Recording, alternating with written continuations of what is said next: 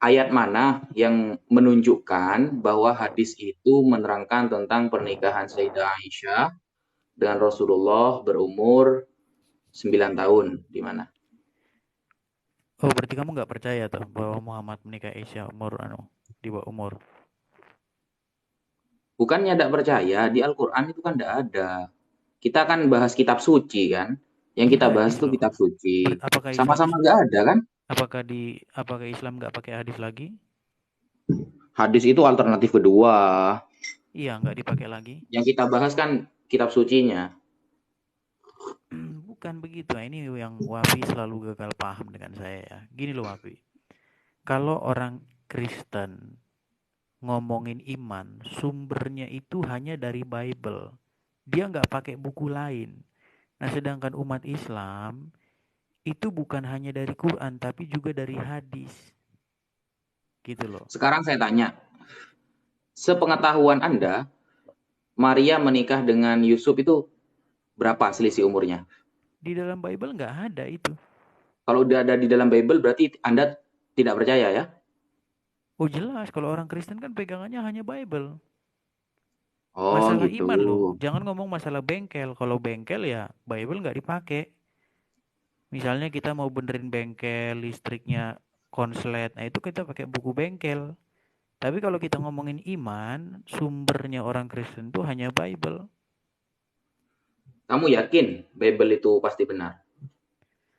Kita nggak bicara mengenai Bible itu pasti benar atau tidak, Wapi. Karena begini, karena kita itu tidak saling mengakui.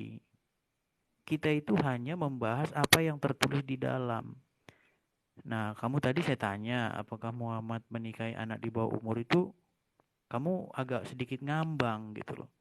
Loh, Apakah kok kamu ngambang? juga, kamu percaya nggak itu Muhammad menikahi anak di bawah umur? Coba hadisnya dibaca. Gimana sih hadisnya sih? Waduh. Ya inilah makanya saya bilang, masalah kita harus ngulang lagi ke sana gitu loh. Coba sebutin aja, baca aja hadisnya. Saya ingin tahu jenengan bisa nggak baca hadis? Kok membahas hadis? Gini loh Api, sebenarnya gini, saya itu kan sudah terlalu lama ya diskusi lintas iman ini. Jadi saya itu nggak mungkin lagi lah ngulang-ngulang lagi dari awal gitu loh. Memang memang sekarang itu banyak kok Wapi. Gelombang Islam yang sudah tidak percaya lagi dengan hadis. Di luar-luar negeri itu udah nggak dipakai lagi. Saya punya teman itu satu di Australia, dari orang Indonesia juga dia namanya Fana itu kalau kamu kenal, sering main di channel YouTube saya juga. Itu dia nggak percaya hadis. Hmm, gitu. Di Indonesia juga banyak yang nggak percaya Bible dan Banyak. banyak menyalahkan Bible di Indonesia loh. Saya belum keluar negara itu. Bukan, kalau masalah itu kan kalau kamu tanya juga di Indonesia banyak juga nggak percaya Quran orang Kristen. Maksudnya di internal Islam gitu loh. Di internal Lihat Islam Islamnya yang dulu. iya, contohnya Ya misalnya lihat Islamnya dulu lah. Kalau ada umat Islam nggak percaya hadis ya bukan Islam namanya. Masa Rasulullah nggak dipercaya? Islam apa itu namanya? nah ini jadi Sama gini. dengan nanti saya tabrakkan kamu dengan oneness, saksi Yehova, gimana nanti? Ayo. Iya, kalau itu sebenarnya masalah sudut pandang ya, bukan mereka tidak percaya Bible. Kalau kamu tanya saksi Yehova, kamu tanya Wanes ya, mereka itu mengakui Bible itu. Nah, sedangkan orang-orang yang kalian juluki sebagai ingkar sunnah itu tidak mengakui hadis itu gitu loh. Mereka nggak percaya hadis itu. Mereka anggap hadis itu hanyalah akal-akalan belaka gitu loh. Yang dinisbatkan kepada Muhammad. Karena kalau kamu lihat riwayat pengumpulan hadis Wapi, itu dari 600.000 hadis, itu yang dikumpulkan hanya 6.000. Bayangkan artinya hanya 1% hadis yang dianggap sohih gitu loh. Dari 600.000 hadis yang beredar. Artinya apa? 99% orang yang mengucapkan kata-katanya dan dinisbatkan kepada Muhammad itu menjadi dusta gitu loh. Artinya betapa mudahnya orang-orang itu berdusta atas nama Muhammad gitu loh. Oh, saya sapa Hmm, dulu ada Bang Malik. Halo Bang Malik. halo, Bro Malik. Bro Herdi. Halo bro, shalom, selamat malam, assalamualaikum. Lanjut brother, lanjut. Nah, kalau Herdi suaranya kok keras ya? Eh, Mas Edis kok nggak ya, mendelep suaranya ini. Iya, Itu kayaknya kayaknya kayaknya mic-nya saya ini ada mungkin, iya, mic. peralatan ini saya ini. Saya ini ada kendala dengan peralatan nih. Ya itu, saya agak deket ini dengerin suara sampean ini.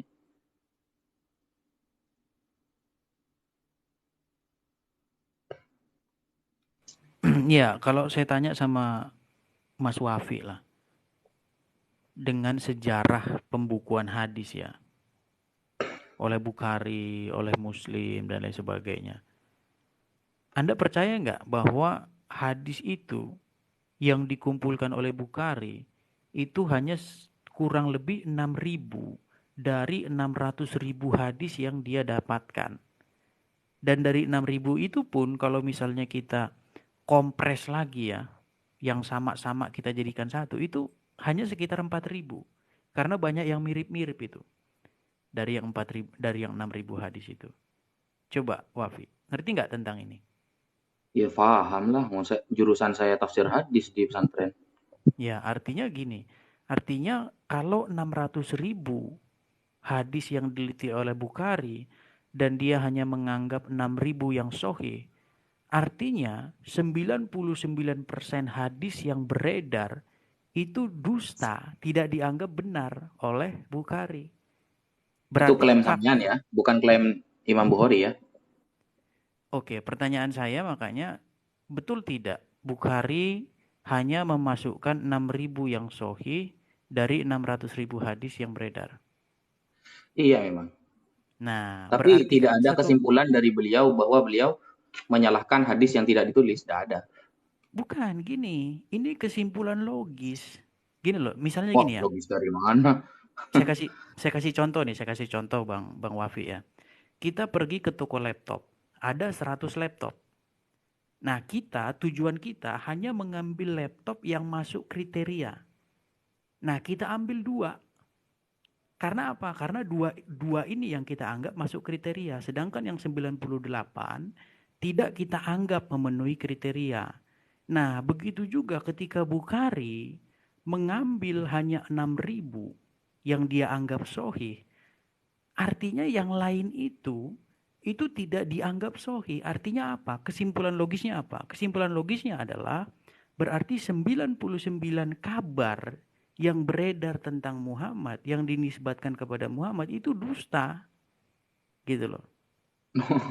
Itu kesimpulan sampean itu. Coba saya ingin tahu perkataan Imam Bukhari atau penjelasan Imam Bukhari bahwa beliau itu tidak menulis hadis lebih banyak karena alasan apa namanya itu ya, tidak mempercayai yang tidak ditulis itu mana? Ya, Referensinya di jadi mana sampean? jadi begini ya. Jadi cerita itu Saya nanya sendiri referensi, tidak usah bernarasi. begini, Wafi. Referensinya Makanya di mana? Saya buka. ya, ya makanya kamu dengerin dulu ya. Jadi kalau kita mendengar kisah itu sendiri sudah tidak masuk akal. Kalau dia mengumpulkan hadis 16 tahun dan dia menyeleksi 600.000 hadis, berarti satu hari dia harus menyeleksi berapa hadis? Berapa? Coba hitung pakai matematika. Bang Herdi bisa dibantu Bang Herdi? Bukhari itu mempelajari Coba hadis anu itu. aja, apa? Saya minta referensi aja gampangannya gitu loh. Referensi yang mengatakan bahwa Imam Bukhari itu tidak menulis semua hadis karena tidak mempercayainya. Kita berbicara ini gini loh. Saya itu males ya diskusi kalau gak ada referensi gitu loh. Kalau ada referensi saya layani. Meskipun referensinya ngawur, tetap saya layani gitu. Kalau sudah gak ada referensi cuma bernarasi ya buat apa kita ngomong? Iya, tadi kan makanya kan saya tanya sama kamu, Wafi. Saya konfirmasi dulu, biar kita itu tidak perlu menghabiskan banyak energi. Betul tidak bahwa Bukhari hanya memasukkan 6.000 dari 600.000? Anda bilang betul. Nah, kalau kamu menganggap bahwa dia tidak memasukkan yang 600.000 itu karena sisanya itu juga sohi, pertanyaannya sekarang kenapa itu tidak dimasukkan di dalam kitab Yang Sahih Bukhari? Yang kamu tahu kitab karya Imam Bukhari apa aja? Hadis Bukhari.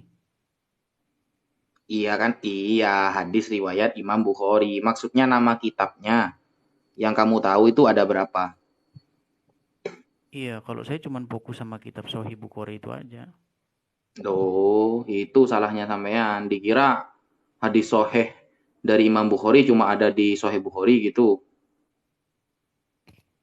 Iya, jadi gini, saya kasih komentar ya sebelum saya kasih Bang Malikil ya. Gini, kalau Bukhari itu mengumpulkan hadis itu selama 16 tahun. Berarti sekarang kita kali 12 ya. 12, kan 12 bulan tuh 1 tahun. Betul nggak? Iya. Bentar, saya ambil kalkulator bentar ya, sebentar. kita kita kita menguji bener-bener nggak ini? Ini cerita ini masuk akal nggak gitu ya? Iya, monggo. Karena zaman dulu itu belum ada yang namanya sepeda motor. Dia itu masih naik apa namanya kendaraan lah. Ya kita kali Ini ya. saya cuma dengarkan narasi sampean sementara ya. Sampean tidak Oke. nunjukin referensi sama sekali ya. Oke, betul ya. Jadi kita kali ya, 16 tahun dia ngumpulin dikali 12 bulan itu sama dengan 192 bulan. Nah, sekarang kita kali 30. Ya, 1 bulan itu kan 30 hari. Kita kali 30. Jadi dia punya hari untuk mengumpulkan selama 16 tahun itu 5.760. Ya, 5.760. Dibagi ya 600.000 hadis ya. Dibagi 5.760. Jadi satu hari dia itu harus mendapatkan 104 hadis. Ini saya rasa cuma orang yang gak waras yang percaya ini. Dari mana dia bisa mengumpulkan 104 hadis sehari? Coba. Kalau Bible seumpama ada puluhan ribu manuskrip, masuk akal nggak? Yesusnya cuma satu, perkataannya cuma satu, tapi jadi manuskrip yang sangat banyak ribuan itu, masuk akal nggak? Agak nggak nyambung ya kayaknya Wafi ini, Bang Malik. Loh, kok Bang nggak Heri. nyambung? Kalau cuma seperti itu gampang mas saya mengembalikan itu. Sama dengan gini sudah. Bible dari berbagai manuskrip, ribuan manuskrip ya. Padahal Yesus itu cuma satu. Ya gitu loh. Minimal kalau memang banyak manuskrip oke lah, tapi nggak banyak-banyak lah. Itu banyak sekali. Dan satu dan yang lain itu saling bertentangan gitu loh. Itu yang bertentangan bukan tafsirnya ya, ayatnya. Ayatnya Iya. yang bertentangan, bukan tafsirnya. Jadi Kira-kira gini. masuk akal nggak itu menurut sampean? Iya. Jadi gini Wafi, ada sedikit ketidaksambungan kita ngobrol ya. Ya karena Karena sampean nggak ada referensi gitu loh. Kalau cuma bernarasi, saya bisa bernarasi itu. bukan tidak. Oke, saya Gampang. tanya dulu. Saya tanya dulu sama kamu, Afi. Kamu percaya tidak bahwa Bukhari itu meneliti hadis itu selama 16 tahun? Ya, terus. Oke. Kalau 16 tahun berarti dia itu punya waktu ya 5.764 hari. Ya. Ya, Nah, terus. sedangkan kata dia hadis yang diseleksi itu ada 600.000. Oke. Oke? Enggak, kamu bantah dulu enggak? Mau kamu bantah enggak? Karena gini, ketika saya bantah, sampean langsung hancur nanti gitu loh. Karena yang sampean tahu itu cuma hadis Sahih Bukhari. Gini Kitab loh. yang bernama Sahih Bukhari. Sampean, saya kan nanya di awal, sampean tahu berapa kitab karya Imam Bukhari yang sampean tahu ada berapa? Ternyata Ya, sampean makanya mengakui cuma tahu satu, yang isinya memang cuma 7 ribuan gitu loh. gini Sahih Wafi. Bukhari. Ya, sorry ya Wafi ya. Kamu kan tuan rumah jadi saya hargai. Gini Wafi ya. Pertama-tama saya konfirmasi dulu nih ke kamu. Betul tidak bahwa Bukhari itu mengumpulkan hadis selama 16 tahun? Kamu jawab iya. Nah, 16 tahun Nah, itu terus. kalau kita convert ke dalam hari, jatuhnya itu adalah 5.700 hari. Ya, kita bulatin 5.700 hari. Nah, sedangkan menurut pengakuan Bukhari, dia itu menyeleksi 600.000 hadis. Betul tidak?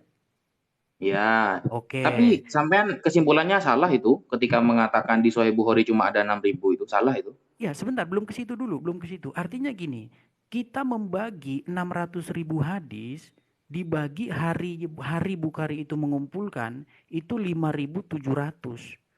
Ya, itu jatuhnya itu lebih dari 100. Jadi bagaimana mungkin Bukhari bisa mengumpulkan 100 hadis satu hari? Dia harus mengkonfirmasi ke si fulan, ke si fulan, ke si fulan. Dia kapan makan?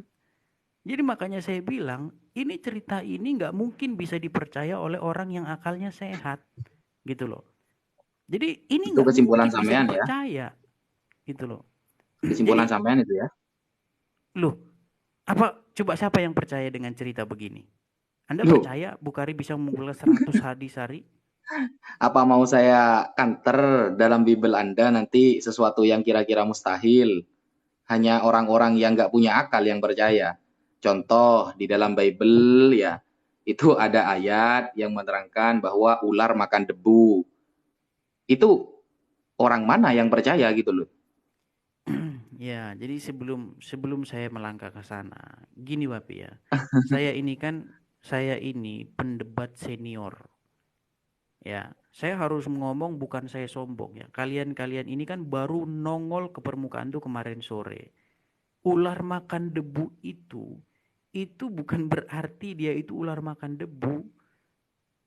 Kalau kamu lihat, itu ungkapan kehinaan. Ya, di dalam ayat-ayat lain misalnya begini, engkau akan menjilat debu dari kakinya.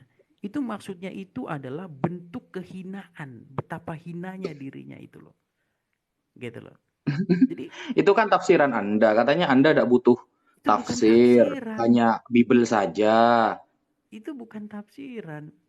Loh, Itu karena ada tertulisnya ayat. seperti itu. Kita kan harus sholat skriptura kan. Lalu Iya. berfirmanlah Tuhan Allah kepada ular itu, karena engkau berbuat demikian, terkutuklah engkau di antara segala ternak dan di antara segala binatang hutan. Dan perutmulah engkau akan menjalar, dan debu tanahlah yang kau makan seumur hidupmu. Nah, kalau kita menggunakan teks aslinya, berarti ular di sini makan debu. Kalau Anda menafsirkan dengan mengatakan ini begini begitu, berarti Anda sudah gak konsisten dari narasi yang pertama gitu loh. Iya. Sekarang gini aja Mas Edis, saya cuma nanya, sampean kira Imam Bukhari itu cuma ngarang kitab satu gitu ya? Iya, Betul nggak? sebelum kita membahas itu, Betul Wabi, nggak? Imam Bukhari itu cuma ngarang kitab satu yang sampean tahu? tidak. Ada kitab-kitab Coba lain. sebutkan kitab apa saja yang Saya sampean nggak tahu. peduli ke situnya, Wapi. Makanya saya nggak Dor. tertarik ke situ. Gini, saya cuma mau nanggapi gininya, Wapi ya. Bagaimana kamu bisa percaya bahwa Bukhari itu bisa mengumpulkan 100 hadis sehari? Karena hadis itu harus dikonfirmasi matannya. Ini kata siapa? Dan dulu kamu harus ingat, dulu belum ada sepeda motor sama bensin. Kalau ada sepeda motor sama bensin, mungkin kita masih bisa gerak cepat. Gitu loh. Zaman dulu masih pakai ontak, masih pakai keledai. Dari mana bisa dia dapat 100 hadis sehari? Nah, kalau memang ini dusta dan ini berasal dari Bukhari, maka semua informasi dari Bukhari itu jadi dusta sesuai dengan kriteria dia ketika dia menganggap hadis itu sahih. Bahkan dia katakan loh, kalau ada seorang yang mengerjai hewan saja, misalnya dia beri hewan pakai tangan kanan makanan, tapi ternyata makanan ada di tangan kirinya, maka dia anggap hadisnya itu tidak sahih karena perawinya itu pendusta. Coba gini, Jadi kan saya belum jadi dengar mendengarkan cerita ini referensi ya saja. dari Mas Edis ya dari tadi. Sekarang gini Mas Edis, biar diskusinya lebih ilmiah ya, biar diskusinya itu lebih berbobot, coba jenengan tampilkan referensi narasi sampean yang mengatakan bahwa Imam Bukhari hanya menulis 6.000, lalu dia menganggap bahwa selain yang 6.000 itu tidak dikatakan sahih. Coba referensinya sampean dari mana? Ya, Saya minta referensi. Nanti justru setelah sampean menyebutkan referensi, kita buka bareng-bareng, kita baca, baru selesai urusannya gitu. iya, jadi agak nggak nyambung dikit ya, Ustadz Wafi ya. Tadi kan dari awal sudah saya bilang. Pertanyaan saya begini, kalau dari 600.000 itu sohih semua, kenapa yang masuk ke dalam kitab Sohih Bukhari hanya 6.000 kurang lebih? Kan gitu konsekuensi Atau gini logisnya. sudah, gampangannya Mas. Tata cara penulisan Imam Bukhari ya dalam menulis Sahih Bukhari itu bagaimana? Setahu sampean, coba. Iya, kita nggak Konsep yang membahas. digunakan oleh Imam Bukhari dalam penulisan kitab Sahih Bukhari. Coba saya tanya, apa yang Anda tahu? Tadi kan sudah saya bahas ya. Gimana, Salah satu gimana? contohnya aja, dia tidak akan menerima hadis di mana perawinya itu didapati berdusta. Bahkan berdusta kepada ternak. Tadi kan saya sudah kasih contohnya. Itu aja. Ada lagi, cuman saya nggak ke situ. Apalagi Saya nggak coba. fokus ke situ. Loh, Gini loh. karena gini Mas Edis, kalau jenengan cuma tahu satu dan tidak tahu konsep penulisan Sahih Bukhari bagaimana, Anda akan berpikir bahwa Imam Bukhari cuma punya kitab satu nantinya. Yang tulisannya isinya Iya. itu sekitar 7.000-an, bukan 6.000 ya, tapi 7.000. Kalau kita Iya. total ya, di dalam hadis Sahih Bukhari itu ada 7.275. Nah, sedangkan sampean menarasikan dari awal itu mengatakan cuma 6.000. Itu sebenarnya sudah salah, cuma saya iakan di awal. Saya ingin tahu jenengan mau menggunakan referensi yang mana. Iya. Nah, Gini Wapi, sedangkan makanya kitab-kitab karya Al-Imam Al-Bukhari ya, itu sangat banyak sekali. Dan ya. hadis-hadis yang tidak tercantum di dalam kitab Sahih Bukhari juga sangat banyak. Dan hadis itu sahih. Makanya Imam Bukhari juga mengarang kitab yang bernama Al-Adabul Mufrad. Imam Bukhari juga menulis kitab namanya At-Tarikh As-Shaghir. Imam Bukhari juga menulis kitab namanya At-Tarikh Al-Awsat, At-Tarikh Al-Kabir, kemudian At-Tafsir Al-Kabir, kemudian Al-Musnad Al-Kabir, dan lain sebagainya. Nah, Iya. untuk yang Jadi gini. dhaif, itu Imam Bukhari nulisnya itu di dalam kitab namanya Ad-Du'afa As-Shaghir. Begitu. Itu Iya. sangat banyak, bukan hanya 6.000 itu, lebih Iya. banyak itu. Jadi begini ya Wapi ya. Pertama-tama kalau kita diskusi, kita itu fokus kepada satu bahasan. Tadi kan sudah saya bilang, hadis Bukhari itu banyak yang kembar isinya itu. Misalnya ya, kalau misalnya ya misalnya meriwayatkan tentang apa misalnya, contoh aja misalnya, Suaranya kurang keras, Mas Edis. misalnya tentang hadis tentang meninggalnya Muhammad, ya. Di dalam narasi itu disebutkan bahwa Muhammad meminta pena dan kertas karena dia ingin menuliskan sesuatu sehingga terjadi keributan ketika itu kan, sampai diusir oleh Muhammad itu para sahabat itu. Nah, itu ada beberapa narasi gitu loh. Jadi kalau itu kita kompres, makanya tadi saya bilang, seandainya itu dikompres, maka hadis Bukhari itu yang betul-betul dia menulis hal-hal yang berbeda satu sama lain itu hanya 4.000. Gitu loh. Kalau kita kompres hal-hal yang sama, yang mirip. Gitu loh. Nah, kemudian yang menjadi pertanyaan dari awal tuh begini, Bang Wafi ya. Kamu bagaimana bisa mempercayai bahwa Bukhari itu sanggup mengumpulkan 100 hadis satu hari? Itu bukan perkara ringan loh. Karena zaman dulu itu belum ada motor. Gitu loh. Itu mustahil itu 100 hadis sehari itu. Karena dia harus jumpai orangnya di sini, dikonfirmasi, betul nggak ini meriwayatkan ini, betul nggak si Fulan ngomong gini. Belum ada telepon dulu. Seandainya dulu Bukhari itu punya HP, dia bikin grup WhatsApp, maka cepet. Betul nggak lu ngomong gini? Betul. Betul nggak si Fulan ngomong gini? Betul. Zaman dulu belum ada WhatsApp, belum ada HP. Dia masih pakai manual. Jadi mustahil itu dia bisa mengumpulkan 100 hadis sehari. Gitu loh. Loh, Silakan Bang Herdi, silakan Bang Herdi. Ya, mungkin Mas Herdi ada yang mau ditambahi? Lanjut, Bro. Lanjut. Saya lanjut ya. Jadi gini, Mas Edis.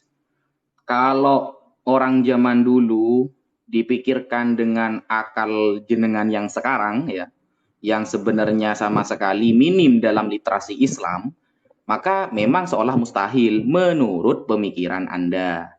Nah, cuma kalau kita lihat ya, di dalam sejarah para ulama, ketika mereka mengambil hadis dari para ulama yang lain, itu gak ada yang mustahil. Semuanya tertulis secara lengkap di dalam kitab-kitab sejarah. Makanya karya Imam Bukhari bukan cuma satu.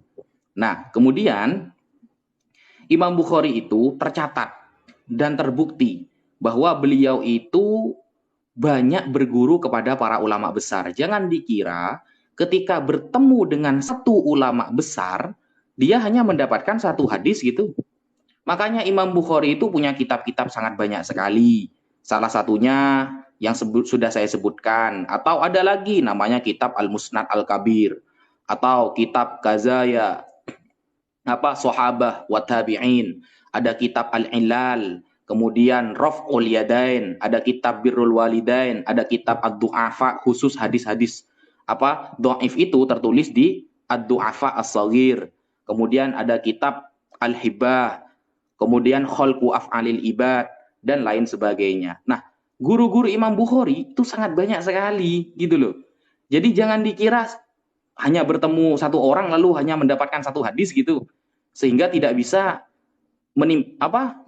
menyampaikan hadis yang lain. Tidak seperti itu. Makanya kalau membaca sejarah, saya kira jenengan harus secara lengkap biar enak. Makanya dari tadi jenengan kan hanya bernarasi, tidak menampilkan satu referensi pun, begitu loh. Sedangkan ya Imam Bukhari itu kalau di Mekah ya, guru beliau kalau di Mekah contohnya seperti Abu Walid Ahmad atau Abu Walid Ahmad bin Muhammad Al-Azraqi ya. Kemudian Abdullah bin Yazid Al-Mukri, Ismail bin Salim As-Saghih, dan kemudian Abu Bakar Al-Humaidi, Abu Bakar Al-Humaidi, Abdullah bin Az-Zubair Al-Qurashi dan lain sebagainya. Di Madinah guru-guru beliau sangat banyak sekali. Contohnya Ibrahim bin Munzir Al-Hazami, kemudian Mutarrif bin Abdullah bin Hamzah, Abu Thabit Muhammad bin Abdullah, Abdul Aziz bin Abdullah, dan kemudian seperti Imam Yahya bin Qaz'ah di Baghdad. Beliau juga berguru kepada salah satu ulama besar yang bernama Muhammad bin Isa At-Tibai, kemudian Muhammad bin Sabik, dan lain-lain. Nah, bahkan Imam Ahmad bin Hambal juga pernah menjadi guru Al-Imam Al-Bukhari. Nah, kemudian jangan dikira per satu orang Imam Bukhari cuma dapat satu hadis lalu nyari orang lain kemana-mana. Bukan seperti itu. Makanya kalau membaca sejarah jenengan lengkap, insya Allah jenengan paham bahwa apa yang Anda katakan mustahil itu sebenarnya bukan mustahil. Cuma kekurangan literasi Anda dalam membaca sejarah Islam. Gitu, Mas Edis. Iya. Iya, jadi gini ya. Memang pertama-tama kita harus bisa membedakan sejarah ya dengan apa yang diharapkan terjadi. Jadi seperti cerita-cerita Anda mengatakan bahwa Bukhari bertemu dengan ini, dia langsung dapat misalnya 1000 hadis, dia langsung dapat ke sini langsung berapa, itu sebenarnya nggak pernah ada gitu loh ya. Jadi kalau kita bicara tentang hal yang paling basic lagi, nanti kita bermuara lagi sebenarnya Islam. Anda mengatakan tidak pernah ada itu ngambil referensi dari mana? Iya, dari mana Anda bisa mengatakan bahwa Bukhari ditanya hadis? Gini loh, orang yang pertama kali mengumpulkan hadis, kitab hadis pertama kali itu adalah kitabnya Sahih Bukhari, gitu loh. Halo? Coba saya tanya sama kamu, ada nggak kitab hadis sebelum hadis Bukhari? Kitab hadis sebelum hadis Bukhari? Loh, Sahih Bukhari itu memang karya pertama. Makanya saya akan nanya, konsep penulisannya itu sampai enggak tahu. Kemudian Anda menarasikan sesuatu, saya tanya referensi, gak ada referensinya. Konsep penulisannya aja sampai enggak tahu gitu loh. Gini ya, Pak Wahfi, saya nggak mau membahas hal-hal yang sifatnya seperti itu. Suaranya kurang besar, Mas Edis. Saya cuma mau ngomong gini loh. Kalau kita ngomong nanti semakin dalam, itu nanti masalah ini semakin runyam lagi. Nanti makalah kita dari mana sebenarnya Islam ini muncul. Kenapa kok para ulama-ulamanya itu semua dari tanah Irak, Persia gitu loh. Makanya kalau kamu, saya tanya, apakah Bukhari itu orang Arab, orang Mekah, orang Madinah? Bukan. Iya. Terus apa? Lah iya, tapi kan tidak semua ulama dari mana itu, dari Persia kata sampean, bukan. Coba Imam Al-Qurtubi dari Cordova. Mana Iya, Cordova itu? Spanyol. Iya, Kemudian Imam sana. Muhammad bin Malik, pengarang kitab Alfiyah, Imam Ibnu Malik dari Spanyol. Banyak, di seluruh dunia itu banyak ulama, Mas. Iya, justru itulah yang saya bilang, Wafi. Kalau kamu tanya sama saya pribadi ya, apakah saya percaya Islam itu lahirnya di Mekah dan Madinah? Ya saya rasa cuma kalian aja yang percaya itu. Orang-orang yang para sekolah sudah nggak percaya itu. Gitu. Sampai nanyanya ke sekuler, Mas. Coba saya nanya sekarang, sekuler mana yang mengatakan ya, atau di dalam ilmu kebahasaan mana yang mengatakan bahwa ular makan debu? Satu aja contohnya itu sudah kebingungan sampean. Ya, jadi gini Wapi, saya nggak mau melebar kemana-mana ya. Gini Wapi ya, kalau betul-betul kamu baca Al-Quran dari Al-Fatihah sampai Anas, itu kata Mekah itu hanya disebut satu kali loh. Sekali aja itu disebut. Ini sudah menjadi satu indikasi bahwa tidak mungkin Islam itu lahir di Mekah. Kalau Islam itu lahir di Mekah, pasti kata Mekah itu disebut berkali-kali. Gitu loh. Contoh nih, saya kasih contoh. Kalau kamu baca Bible, baca Injil. Kamu belajar bahasa Arab, Mas? Sebentar dulu, Wapi. Gini ya. Kalau kamu baca Bible, baca Injil, itu kata-kata Galilea, Yerusalem itu disebut berkali-kali. Itu mengindikasikan bahwa narasi ya, riwayat itu muncul dari daerah itu. Sementara kalau kamu baca Quran, kata Mekah itu hanya disebut satu kali. Dan kalau kamu tanya saya pribadi, saya tidak percaya itu bunyinya Mekah. Saya percaya itu sebenarnya bunyinya Bakkah. Begitu loh. Gini, kita nanti agak melebar ya kalau bahas di situ ya. Tadi kan kita bahas Bukhari dan lain sebagainya. Kita tahu Bukhari juga bukan orang Mekah, gitu loh. Dia bukan orang Mekah Madinah. Jadi gini, saya cuma mau bilang begini. Di dunia luar ya, terutama di diskusi di Eropa ya, Eropa dan Barat, pokoknya Barat ya. Kajian Islam di Barat itu sudah 1000 kali lebih maju dari kajian Islam di internal Islam yang cuman mandek di situ aja. Dari dulu cuman mandek muter-muter di situ. Sementara kajian Islam di Eropa itu sudah sampai pada ya, kalau kita sebut bahasa kerennya itu the golden age ya, masa keemasan, di mana sudah terbuka lebar dari mana sebenarnya asal usul agama Islam ini, gitu loh ya. Kalau misalnya ya sekarang sampean tadi mengatakan ya, kata Mekah itu cuma tersebut satu kali di dalam Al-Quran. Iya. Sampean tahu lafal mustarok enggak? Iya, kita itu kalau mau bicara literal, dia itu harus ada di situ. Loh, kalau saya mau kembalikan kepada Bible Anda secara literal ya, mana Yesus pernah mengatakan sembahlah aku? Kan enggak ada. Kalau cuma mau minta literal, sama-sama enggak ada gitu loh, Mas. Sedangkan nama-nama Mekah di dalam Al-Quran itu disebutkan beberapa kali. Jadi Mekah itu memiliki beberapa nama, cuma syaratnya orang itu harus belajar bahasa Arab. Contoh, di dalam surah Al-Fathu ayat 24. Allah Subhanahu wa taala berfirman, "Wa huwallazi kaffa aydiyahum ankum wa aydiyakum anhum bi batni Makkah." Atau di dalam surah Al-Balad ayat pertama, "La uqsimu bihadzal balad." Apa balad itu? Ya Makkah maksudnya. Kemudian dalam surah itu Ustaz, Makkah juga ya? Gimana? Baitullah Makkah juga ya? Ya, kemudian di dalam surah Al-Isra ayat pertama, subhanalladzi asra bi 'abdihi min lailan minal masjidil haram. Maksudnya ya Makkah. Kemudian di dalam surah Ali Imran ayat 96, inna awwala baitin wudi'a lin-nasi lalladzi bi Bakkah. Itu maksudnya Mekah semua. Ayat-ayat itu banyak. Surah Al-An'am 92, kemudian surah Al-Qasas 85, kemudian surah At-Tin ayat 3. Itu semuanya Mekah. Begitu. Jadi Mekah itu beberapa kali ada redaksinya dalam Al-Quran. Ada istilah Mekah, Al-Balad, Masjidil Haram, Bakkah, Ummul Qura, ada Ma'ad juga, Baladul Amin juga begitu. Iya, Jadi kalau sebenarnya Anda tidak pernah belajar bahasa Arab ya memang baik. gitu akhirnya.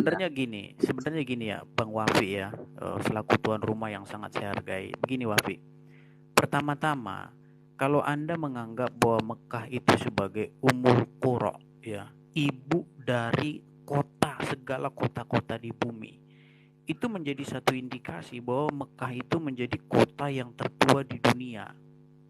Nah, sementara kalau kamu belajar sejarah, ya, Qura itu masa artinya kota? Dapat dari mana sampean itu keterangannya? Ummul Qura itu artinya apa?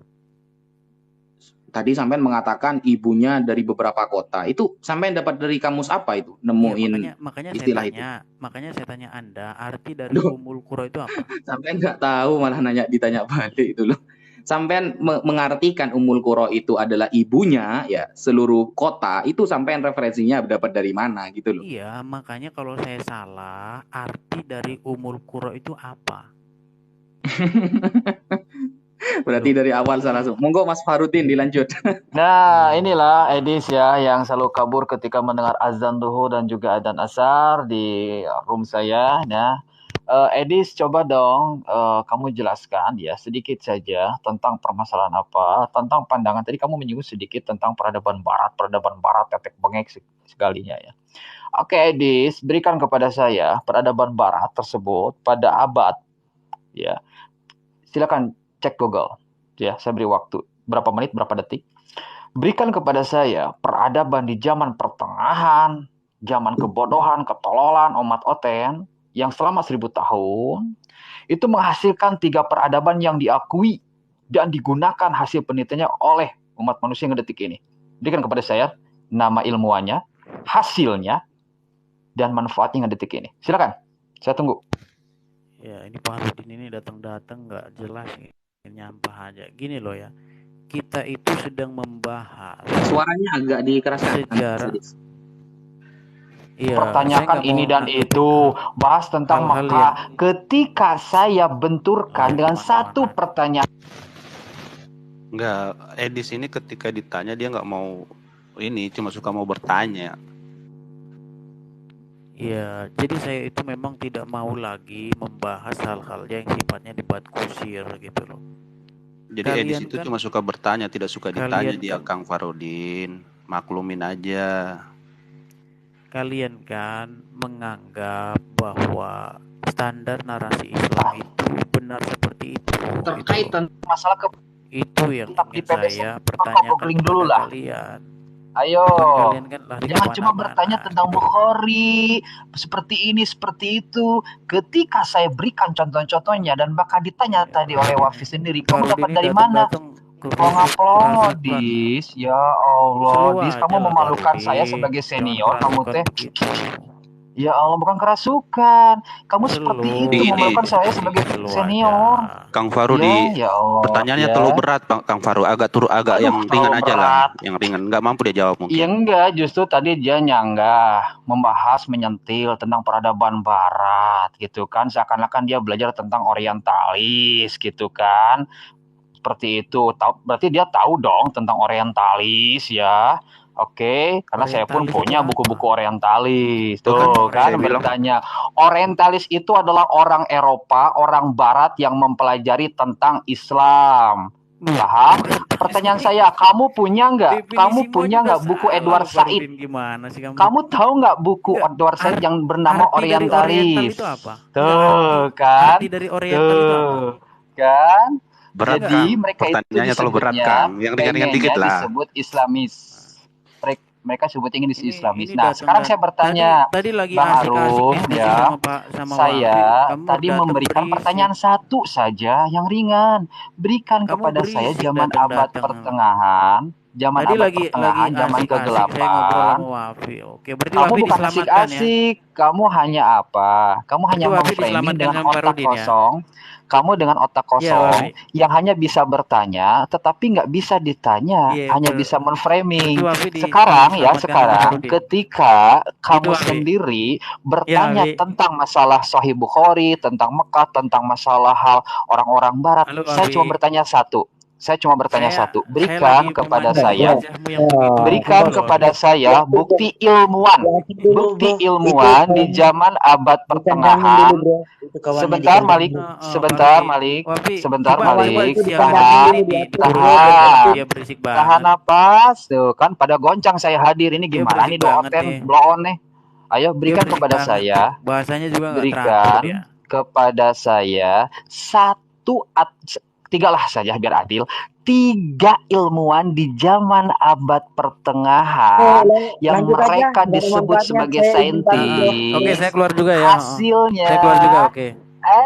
kabur kalian ya, takut ya. Makanya jangan memframing. Ini mengira dari adanya Wafi sendiri tidak mengerti tentang kristologi. Itu yang terjadi. Makanya pelintar-pelintir. Terlalu Memalukan berat, sekali Kang. kau. Pertanyaan terlalu berat. Iya dia bahas tentang peradaban barat. Memang gue nggak tahu data-datanya, gue tahu. Cuma minta saintis, kabur mereka 1 lawan 2 gimana ini teh? Memalukan, bahas orientalis, ditanya apa itu Edward Said, buku orientalis nggak tahu. Kan bingung saya juga, mau naplok gimana mereka. Tapi memang Edis itu suka bertanya, Kang. Dia nggak suka kalau ditanya itu. Betul. Nah, saran saya jangan sampai kita jadi samsak buat mereka. Itu. Saya kasih satu pertanyaan, jadi mereka pusing. Padahal saya tadi sudah ngasih waktu mau googling berapa detik, berapa menit. Dia nggak jawab. Karena tanpa googling otak dia kosong. Itu yang terjadi. Silakan dilanjut. Cuma otak googling aja sok-sokan. Dari giliran tadi saya datang kabur semua. Barusan Bang Arung ya, barusan. Oh, pantas. Saya memang nunggu teman-teman yang lain ini apa ya? Edis ini cuma bernarasi kata saya. Iya. Memframing dia tuh, memframing. Kemarin aja waktu di room siapa ya? Di room